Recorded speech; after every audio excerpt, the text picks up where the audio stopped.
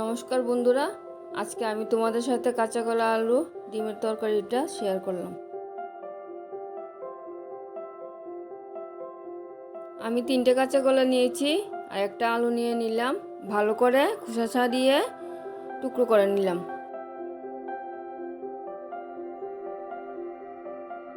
কাঁচা কলাগুলি ভালো করে ধুয়ে হলুদ মেখে রেখে দিলাম আর আলুটা জলে ভিজিয়ে রাখলাম।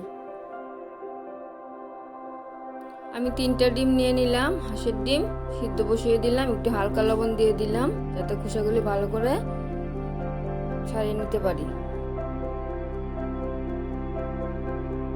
একটা বড় সাইজের পেঁয়াজ কুচিয়ে নিলাম আর 3টে ছোট ছোট পেঁয়াজ 4 টুকরো 5 টুকরো করে নিলাম। কি মশলা দেব: জিরে গুঁড়ো, কাশ্মীরি লাল মরিচের গুঁড়ো, লঙ্কা গুঁড়ো, আদা কাঁচা লঙ্কা দিয়ে পেস্ট করে নিলাম। আমি ধনে গুঁড়ো ব্যবহার করলাম না, আপনারা চাইলে দিতে পারেন। এরই মধ্যে ডিম সিদ্ধ হয়ে গেছে। হলুদ মেখে রাখা কাঁচা কলাগুলি আবার ধুয়ে নিলাম। কড়াইতে তেল দিয়ে দিলাম। তেলটা ভালো করে গরম হয়ে গেলে আলুগুলি দিয়ে দিলাম। হলুদ লবণ দিয়ে হালকা করে ভেজে কাঁচা কলাগুলি দিয়ে ভালো করে ভাজা করে নামিয়ে নিলাম।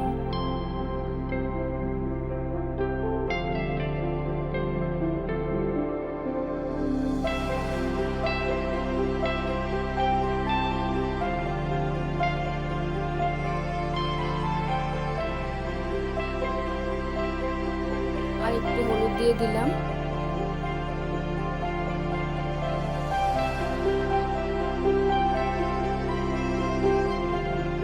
কাঁচা কলা আলু একসাথে ভাজা হয়ে গেলে নামিয়ে নিলাম।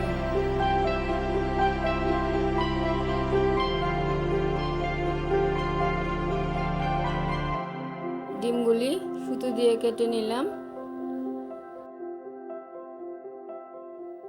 অর্ধেক করে ডিম রান্না করলে তরকারিতে সেন্ট ভালো আসে।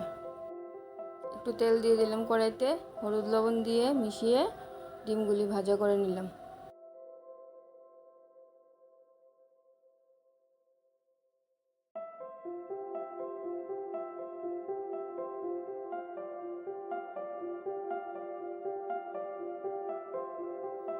ডিমগুলি ভাজা হয়ে গেছে, নামিয়ে নিলাম।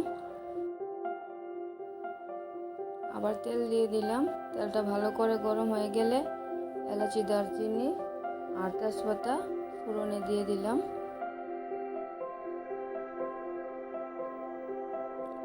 কেটে রাখা পেঁয়াজগুলি দিয়ে দিলাম।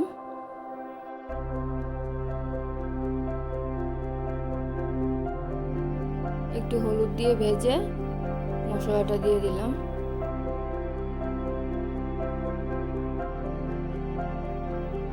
মশলাটা ভালো করে কষানো হয়ে গেলে ভেজে রাখা কাঁচা কলা আলুগুলি দিয়ে দিলাম।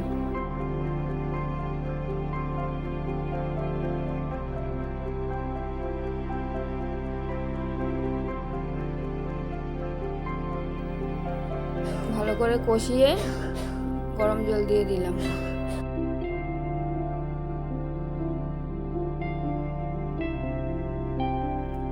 ঝোলের মধ্যে একটু লবণ বেশি দিয়েছি, কারণ আমি কাঁচা কলার মধ্যে লবণ দিইনি।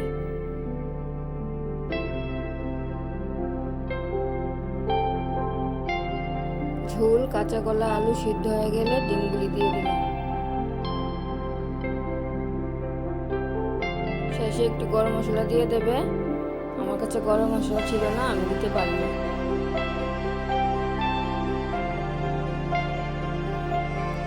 রান্নাটা কমপ্লিট হয়ে গেল।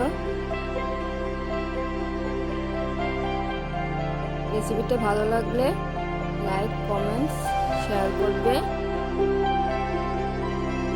আমি আমার ভাত বেড়ে নিয়েছি, খেতে বসলাম। নেক্সট ভিডিওতে আবার দেখা হচ্ছে। ভালো থাকবে, সুস্থ থাকবে।